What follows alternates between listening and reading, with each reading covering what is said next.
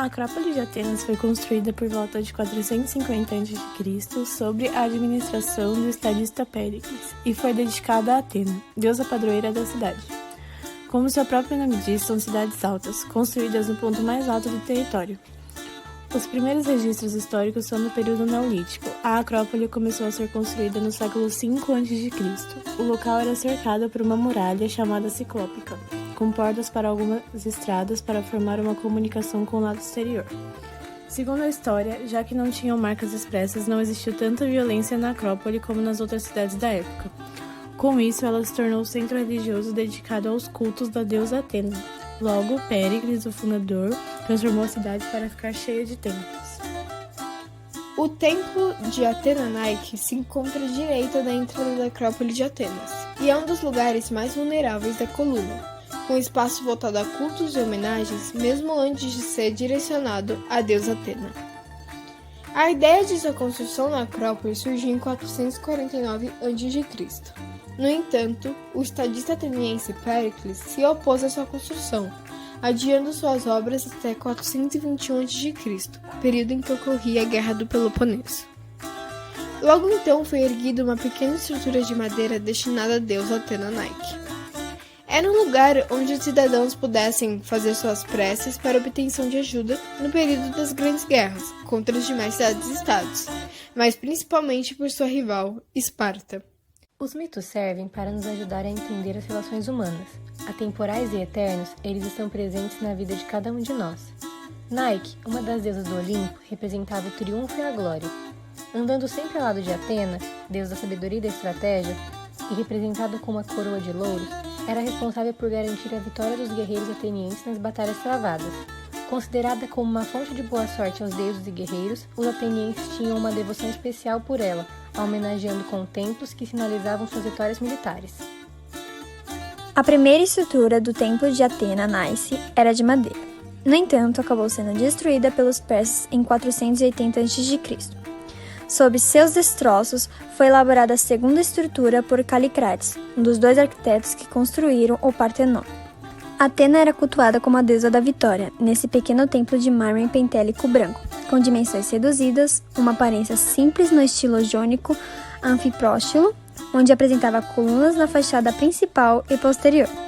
Cercada por balaustrada, decorada com séries nicais, era considerado o mais antigo dos templos do estilo iônico da Acrópole ateniense. A estátua cultual ficava na cela e era conhecida por Nike Apteros, que significa vitória sem asas. Dizia-se que as asas haviam sido removidas pelos atenienses com a esperança de que ela não abandonasse Atenas e assim garantisse a polis vitória sobre Esparta, sua inimiga durante a Guerra do Peloponeso. Péricles transferiu o tesouro da Liga de Delos para Atenas, ocasionando uma assembleia para que pudessem construir e reconstruir templos, monumentos e santuários. Para Péricles, era uma honra conseguir reformar essas construções. O templo chegou a ser destruído algumas vezes. Um dos motivos foi os bélicos em 1686, que na véspera da incursão de Morosini em Ática, levou à necessidade de proteção. Então as pedras do templo foram usadas de muralhas.